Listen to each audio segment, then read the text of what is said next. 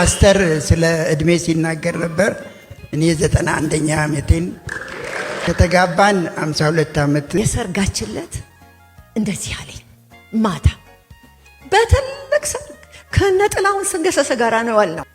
9 ሰዓት ስንገባ እንጸልይ አለኝ።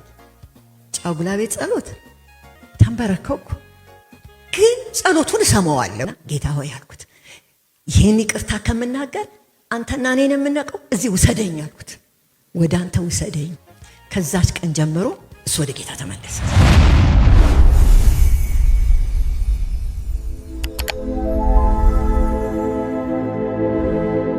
ታችን ዘለቃን ባለባት ታዋት ይሆናል። ባለቤቷ ደግሞ ኮሎኔል ክፍሌ አሉ። እነሱን ወደዚህ ጋብዛቸዋለሁ። አብረው ነው የሚመጡት። እኛ ደግሞ እንቀበላቸዋለን በደስታ። እንግዲህ እግዚአብሔር ይመስገን፣ እግዚአብሔር ይመስገን። ክብር ለኢየሱስ ክርስቶስ ይሁን። እግዚአብሔር አምላካችንን እናመሰግናል። ተቀመጡ።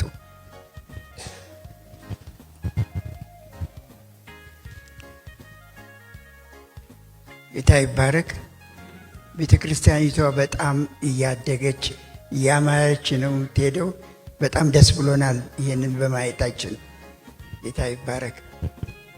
በዛሬው ቀን እዚህ ቦታ እንድናገለግል ፓስተራችሁ እና ደግሞ ቤተክርስቲያኒቷ መሪዎች ስለፈቀዱልን ጌታ ይባርካችሁ እንላለን።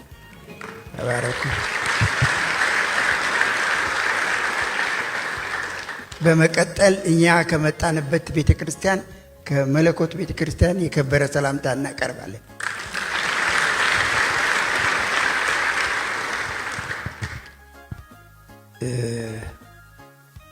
ባለቤቴ ቅድም እንደሰማችሁት ወይዘሮ ዘለቃ በቀለ ይባላለች።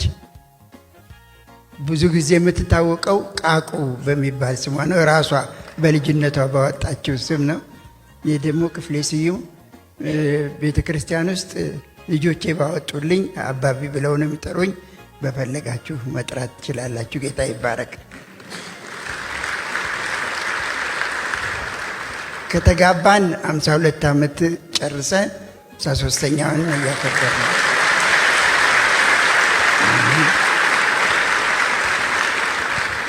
በዚህ ውስጥ ጌታ 4 ልጆች 8 የልጅ ልጆች ሰጥቶናል።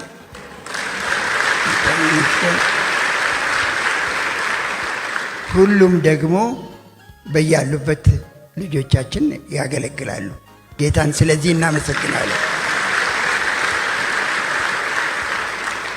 ልጆች ቤት ውስጥ ያዩትን ነው ይዘው የሚሄዱት። ስለዚህ ልጆቻችሁ በቤት ውስጥ ማንነታችሁን አምልኮ እንዳላችሁ ይወቁ። ይህንን አትዘንጉ። ይህንን ተረድተናል። እኛ እንደ ዛሬ የሚያስተምር ሰው አልነበረም። ጌታ መርቶን ብቻ በዛን ጊዜ እናመልክ ነበር ከልጆቻችን ጋር። ዛሬ ለሁሉም ተርፏል። ጌታ ይባረክ።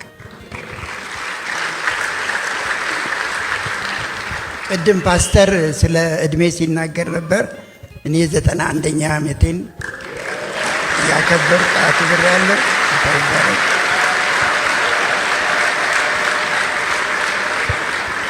ይሄ የሰው ጉዳይ አይደለም፣ ጌታ ስለሆነ ብቻ አለ። በቃ ጌታ ነው።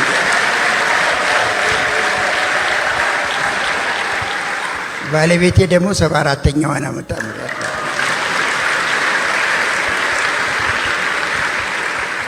ጌታን ስለ ሁሉ እናመሰግናለን። እንግዲህ በተረፈ ቦታውንና ጊዜውን ለመንፈስ ቅዱስና ለባለቤት ያስረክባለሁ። ጌታ ይባርካችሁ። የሰርጋችለት እንደዚህ አለኝ። ማታ በትልቅ ሰርግ ከነጥላውን ስንገሰሰ ጋራ ነው ያልነው እና ማታ ወደ መኝታ ቤት ስንገባ ሲዘፈን ሲበላ ሲጠጣ 9 ሰዓት ከሌሊቱ እና ያን ቀን 9 ሰዓት ስንገባ እንጸልይ አለኝ። ጫጉላ ቤት ጸሎት እንጸልይ አለና ተንበረከከ። ሲንበረከክ ተንበረከኩ። ግን ጸሎቱን ሰማዋለሁ። ይሄንን ትዳር አንተ ያዘው፣ ሰው እጅ አይግባበት፣ አንተ አትልቀቀው። እና እንዴት ነው ትዳር የሚያዘው? እሰማዋለሁና እኔ ደግሞ የራሴን ጸሎት ያደግኩበትን ጸሎት እላለሁ። አሜን አለና ተነሳን። ከዛች ቀን ጀምሮ እሱ ወደ ጌታ ተመለሰ። ለካ ንስሐም ጸሎትም ነው የጸለየው። ከዛች ቀን ጀምሮ እሁድ ተነስቶ ቸርች ይሄዳል ማለት ነው። እሁድ ተነስቶ ቸርች ሲሄድ ግን ቤታችን በአንድ እግሩ ይቆማል። ጠዋት ከኔ ጋር ይሄዳል፣ ሌሊት ሌላ ቤተክርስቲያን እንመጣና ቁርስ እንበላል። እሄዳለሁ ሲል ችግር ይፈጠራል። ይሄ ትዳር አይሰራም በፍጹም። በሁለት እውነት በሚያምኑ ሁለት እምነት ባላቸው ሰዎች ይሄ ትዳር አይቆምም እለዋለሁ። ይሰራልም አይለኝም፣ አይሰራምም አይለኝም። ጸጥ። ይሄ ተጋብተን የ3 ዓመት የሲኦል ኑሮ ነው የኖርነው። በዛ መካከል 2 ልጆች ተወልደዋል። ስለዚህ ሁል ጊዜ ጠዋት ስነሳ ይሄ ትዳር አይሰራም ነው የምለው። ልብስ እየለበሰን ይሄንን አዋጅ ነው ማው፣ ይሄ ትዳር አይሰራም። 2 ሆኖ አይሰራም። ይሰራልም አይሰራልም። ሁል ጊዜ እንጋጫለን። ሰበብ ነው የምንፈልገው ለመጋጨት።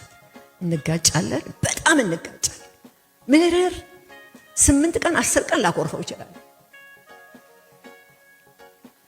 ሁል ጊዜ ይቅርታ የሚጠይቀኝ እሱ ሁል ጊዜ 5 ዓመት።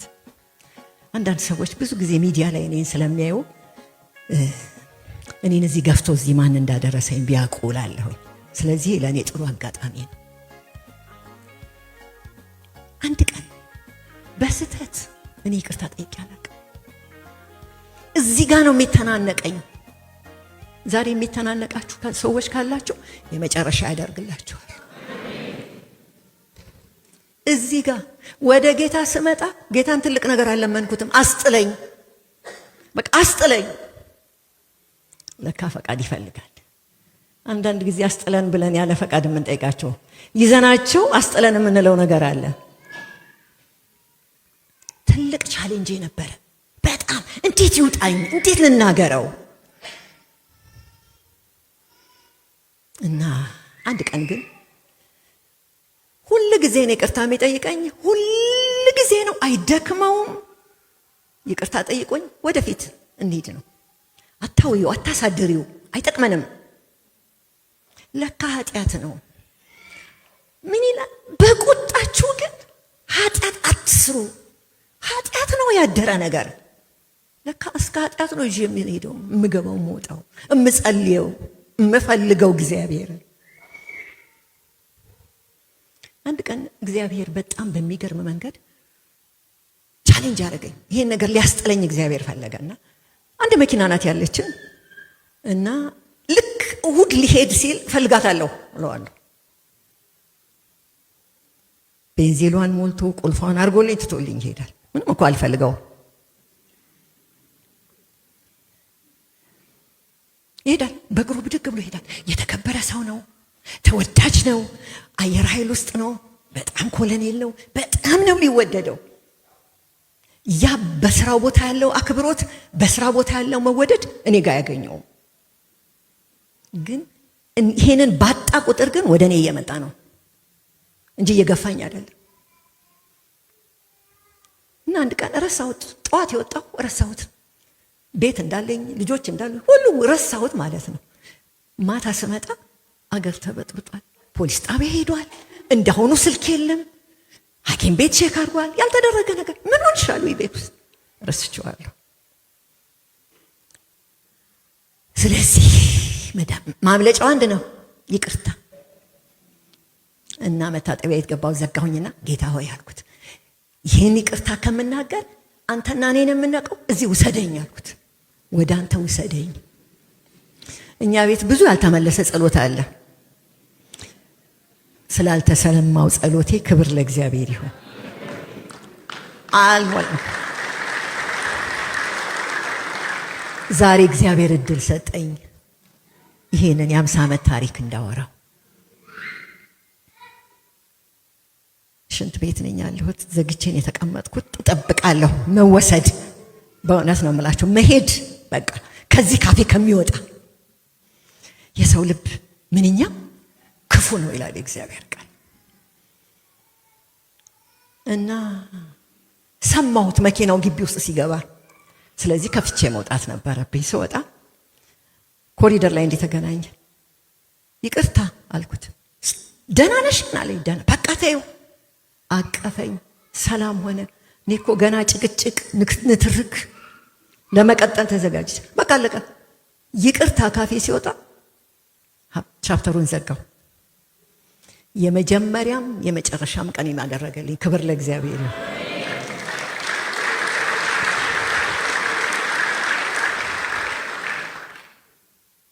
ጌታን ሁል ጊዜ እንዲህ ይለዋል፣ እንኳን በልጅነት ያስጣልከኝ ይለዋል። እንኳን በልጅነት ያስጣልከኝ። ቤተሰብ እናማክራለን። ከ45 ዓመት በላይ ቤተሰብ እናማክራለን። እና ሁል ጊዜ ሰዎች ሲመጡ ሲቸገሩ ሳይ እንዴት በልጅነት የደረስክልኝ ጌታ ሆይ። ለካክስ ይለመዳል። ይቅርታ አለማድረግ ይለመዳል። ማቴዎስ 18:21-35 ጴጥሮስ ጌታ ኢየሱስን እንዲህ ብሎ ጠየቀው። በዚህ ጊዜ ጴጥሮስ ወደ ኢየሱስ ቀርቦ ጌታ ሆይ ወንድሜ ቢበድለኝ ስንት ጊዜ ይቅር ልበለው? እስከ 7 ጊዜ ነውን? ኢየሱስም እንዲህ አለው፣ እስከ 7 ጊዜ 7 እንጂ እስከ 7 ጊዜ ብቻ አልልህም አለው። አሁን በዚህ ዘመን ጴጥሮስ ቢኖር ኖሮ ይጨበጨብለት ነበር። 7 ጊዜ ይቅር ማለት ይችላል። ዛሬ አንድ ጊዜ ሰዎችን ለማስታረቅ ምን ሄደው መንገድ እንዴት ተራራ ነው። አንድ ጊዜ ዘርግተን እናመልካለን፣ እንዘምራለን፣ እናገለግላለን። ፀሐይ አይግባ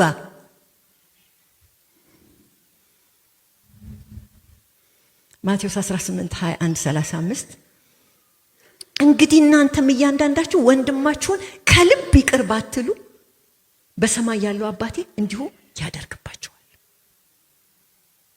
ከልብ ይቅርታ ለማድረግ በጣም ተለማምደናል።